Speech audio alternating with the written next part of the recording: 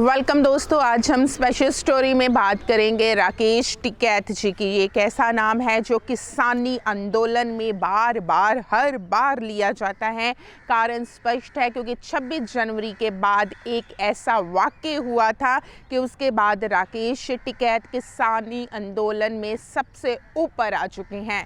जी हाँ दोस्तों, पहले हम बात करते हैं 26 जनवरी की। 26 जनवरी को लाल किले पर जो भी घटनाक्रम हुआ उसके बाद लोगों में निराशा आ गई थी। कहीं ना कहीं ऐसा लग रहा था कि कहीं किसानी आंदोलन को कोई खतरा तो नहीं है, कहीं ऐसा तो नहीं होगा कि किसानी आंदोलन खत्म हो जाएगा। और उसके बाद हुआ भी थोड़ा ऐसा ही। पुलिस ने किसान के आंदोलन को उठवाने का पूरा प्रयास भी किया और इसीलिए गाजीपुर बॉर्डर भी जब पुलिस पहुंची और किसानों को उठाने लगी ताकि वहां पर धरना खत्म किया जाए, तो एक ऐसा शख्स सामने आया जिसने अपने आंसुओं के साथ इस मरते हुए आंदोलन में फिर से जान डाल दी।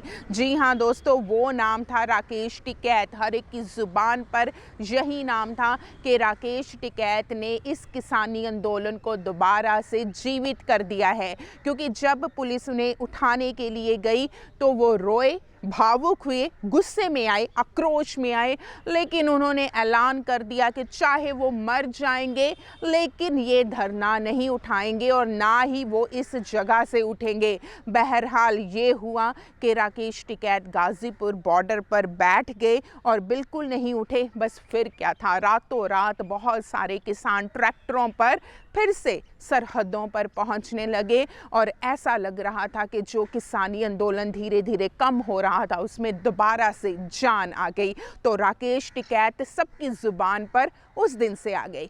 उसके बाद बहुत सारे लोग अपने घरों से पानी लेकर गए, उन्हें पानी पिलाया गया। तो इस तरह से ये किसानी आंदोलन भावनात्मक तौर पर भी लोगों के दिलों में घर कर गया। अब राकेश टिकैत हैं कौन? राकेश टिकैत, ये हम सब जानते हैं कि ये भारतीय किसान यूनियन के मेंबर हैं। इनके जो प्रधान हैं इस यूनियन के, वो हैं नरेश टिकैत। वो जो हैं राकेश टिकैत के बड़े भाई हैं। राकेश टिकैत कोई किसानी आंदोलन से आज के नहीं जुड़े हुए हैं, इनके वो परिवार का ही नाता है। कैसे, मैं आपको बताती हूँ। क्योंकि राकेश टिकैत के पिता हैं महेंद्र सिंह टिकैत। महेंद्र सिंह टिकैत को किसी भी जान पहचान की ज़रूरत नहीं है क्योंकि वे किसानी आंदोलनों के लिए शुरू से ही जद्दोजहद करते आए हैं और उन्हें किसान नेता कहा जाता है। जी हाँ दोस्तों, यूपी में इन्होंने बहुत सारे ऐसे आंदोलन किए हैं जो किसानों के पक्ष में रहे हैं और इसीलिए महेंद्र सिंह टिकैत एक ऐसा नाम है जो किसानी आंदोलनों में ही उभर कर सामने आया था। एक ऐसा नेता है जो किसानी आंदोलनों ने पैदा किया है। अब महेंद्र सिंह टिकैत के दो बेटे हैं, नरेश टिकैत, राकेश टिकैत। नरेश टिकैत भारतीय किसान जो यूनियन है उसके प्रधान हैं और राकेश टिकैत जो उनके छोटे भाई हैं नरेश टिकैत के, ये इसके मेंबर हैं। अब ये आज के मेंबर नहीं हैं। ये कैसे मेंबर बने, इसके पीछे एक दिलचस्प कहानी है। राकेश टिकैत शुरू से ही किसानी आंदोलन या भारतीय किसान यूनियन के साथ नहीं थे। ये तो दिल्ली पुलिस में कांस्टेबल थे। जी हाँ दोस्तों, राकेश टिकैत ने एमए की हुई है, उसके बाद दिल्ली पुलिस में भर्ती हुए, लेकिन 1993-94 में लाल किले पर किसानों के द्वारा प्रदर्शन किया गया था, तब इन्होंने अपनी नौकरी छोड़ दी थी।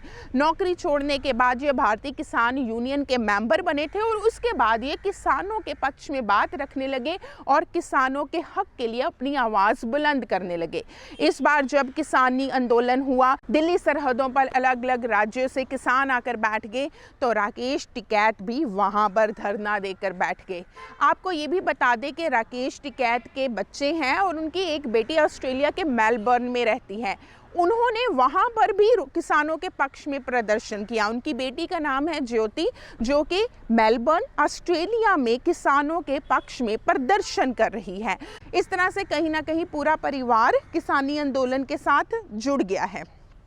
आपको ये भी बता दें कि राकेश टिकैत जो है विवादों में भी रहते हैं। कैसे?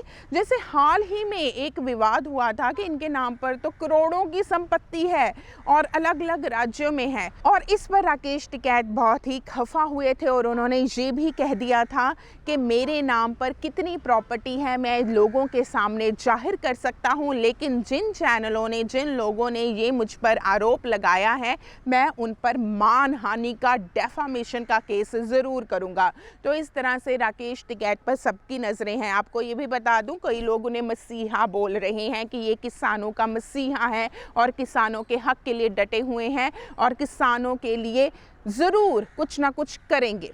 लेकिन दूसरी तरफ इनके विरोध में बोलने वाले लोगों की संख्या भी कम नहीं है। दूसरे लोग ये कह रहे हैं ये तो इम्प्लांटेड पर्सन है, कहीं ना कहीं इनकी तार जो है ना राजनीतिक दलों के साथ जुड़ी हुई है और ये जो कुछ भी हो रहा है इसके पीछे सोची समझी रणनीति है। ये अचानक नहीं हुआ। गाजीपुर बॉर्डर पर ये रोना, लोगों को अपने पक्ष में करना, ये सारा कुछ रणनीति का हिस्सा है। और वो ये भी कह रहे हैं कि इस तरह से इन्होंने पंजाब में जो आंदोलन शुरू हुआ था वो आंदोलन दूसरे राज्यों का बना दिया है और पंजाब के में जो एक लीडरशिप थी किसान जत्थेबंदियों की वो कहीं ना कहीं कम हो रही है, नीचे हो रही है। और राकेश टिकैत उभर कर सामने आ गए, वो हीरो बन चुके हैं।